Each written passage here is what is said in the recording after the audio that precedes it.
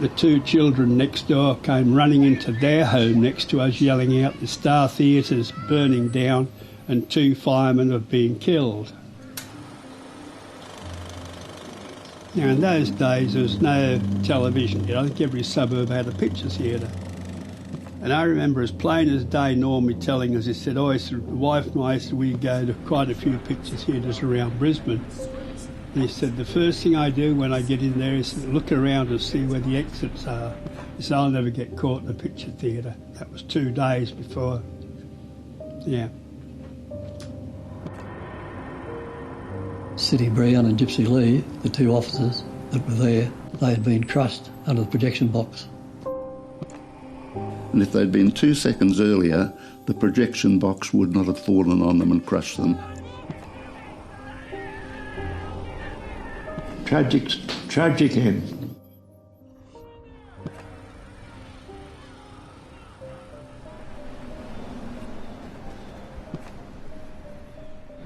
That's it before it burnt down.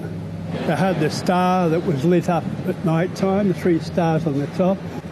This is the entrance, or was the entrance to the picture theatre.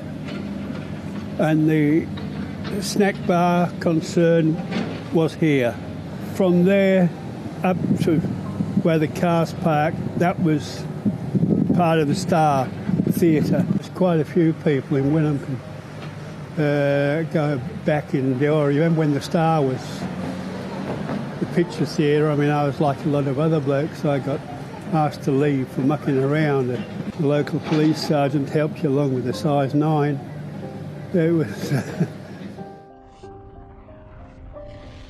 My dad was a firefighter and he was in charge of one of the pumps at the Wynnum Fire Station in 1959 when the Star Theatre went up. Well, it was a Sunday morning that happened.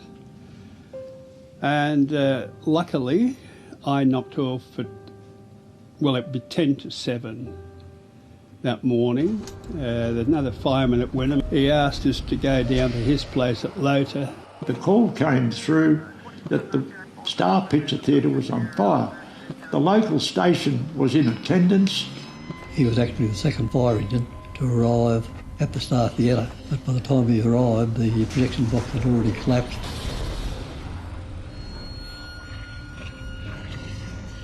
That's where Sidney Brown came down on the Sunday morning to pick his newspaper up. And then he saw the fire over here where the Star Picture Theatre used to be and the snack bar, fish and chip shop. I think the fire started in the big cooking vat. That's where the fire started, in the fish and chip shop. And gone up into the roof and across the roof of the picture theatre and then started there. At the time there was an engine here, it was the old Mac, which there's photographs over there of it.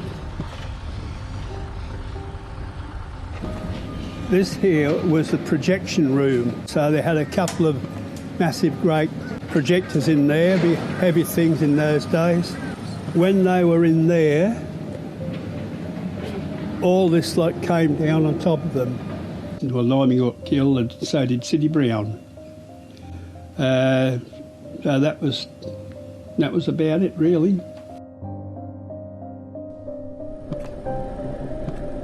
Normie Lees was wearing a helmet because he was on duty. Sidney Brown just had shorts on and a Hawaiian shirt.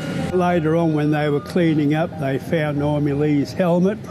It was actually 1 inch thick from what dropped off on top of it. 1 inch thick, that's all.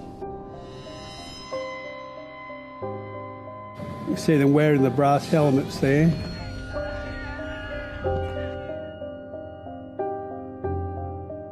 That's all that was left, the entrance to the foyer. All this here and down. Sid was a good officer under my dad's control, and he was sadly missed from the fire service after that incident. And naturally you met these blokes all the time, you coming on shift, going off shift or whatever. They were in the brotherhood sort of thing, you know, it was... Just didn't know what you... I mean, you could go 3, 4, 5, 6 weeks, especially Wynnum here, without a fire call. But then, on the other hand, you could go 2 in one day. It's just...